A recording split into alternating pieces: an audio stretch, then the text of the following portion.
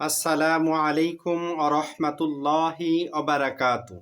সম্মানিত দর্শক ভাই ও বোনেরা, কাছে এবং দূরে থেকে আমাদের অনুষ্ঠান যারা দেখতেছেন সকলকেই জানাই আন্তরিক মোবারকবাদ। আমি মুফতি মোহাম্মদ জহিরুল ইসলাম আপনাদের সামনে নিয়ে এসেছি আজকে স্বপ্নে যদি আমরা মসজিদ দেখতে পাই তাহলে এর কি ব্যাখ্যা হবে। এই ব্যাখ্যা কি আমাদের ভবিষ্যতের জন্য খারাপ কিছু বয়ে আনতেছে তার ইঙ্গিত বহন করে, না ভালো কিছু বয়ে আনতেছে তার ইঙ্গিত বহন করে? আসুন আমরা জেনে নিই। হ্যাঁ, আব্দুল আজিজ বিন আবু দাউদ রহমাতুল্লাহি আলাই বলেন, জৈনিক ব্যক্তি বসবাস করত গ্রামে। সে একটি মসজিদ তৈরি করেছিল এবং মসজিদের মধ্যে 7টি পাথর রেখেছিল। যেখানেই সে নামাজ শেষ করত তখনই সে বলতো, হে পাথর, তোমাদেরকে আমি সাক্ষী রেখে বলছি, মহান আল্লাহ ছাড়া অন্য কোনো উপাস্য নেই। এই ব্যক্তি একদিন অসুস্থ হয়ে মারা যায়। আমি তাকে স্বপ্নে দেখতে পেলাম। সে বলছিল, আমার সম্পর্কে জাহান্নামের ফায়সালা হয়েছিল। আমি দেখতে পেলাম ওই পাথর সমূহ হতে একটি পাথর বড় হয়ে জাহান্নামের একটি দরজা বন্ধ করে দিয়েছে।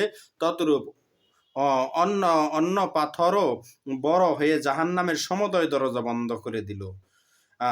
শায়েখ সাদ রহমাতুল্লাহি আলাই বলেন, স্বপ্নে আবাদি মজবুত মসজিদ দেখার ব্যাখ্যা হলো এমন এক আলেম যার কাছে মানুষ বরকত ও আল্লাহ তাআলার জিকিরের জন্য সমবেত হয়।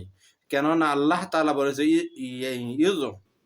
ইযকারু ফীহা ইসমুল্লাহি কাসীরা, মসজিদ সমূহের মধ্যে আল্লাহ তাআলার নাম অধিক স্মরণ করা হয়। সূরা হজ আয়াত 40। স্বপ্নে মসজিদ ধ্বংস হয়ে গেছে দেখার ব্যাখ্যা হলো এলাকার কোনো দিনদার নেতার মৃত্যুবরণ করবে, ওই এলাকার কোনো দিনদার নেতা মৃত্যুবরণ করবে। মসজিদ তৈরি করতে দেখলে নিকটাত্মীয়দের সঙ্গে সদ্ব্যবহার করবে আর মানুষকে কল্যাণের উপর সমবেত করবে।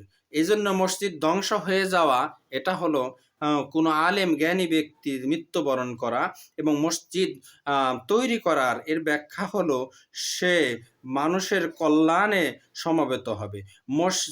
আর মানুষের কল্যাণে সমবেত হবে। মসজিদ নির্মাণ শত্রুদের উপর বিজয়ের আলামত। কেননা আল্লাহ তাআলা বলেছেন, ক্বালাল্লাযীনা গলাবু আলা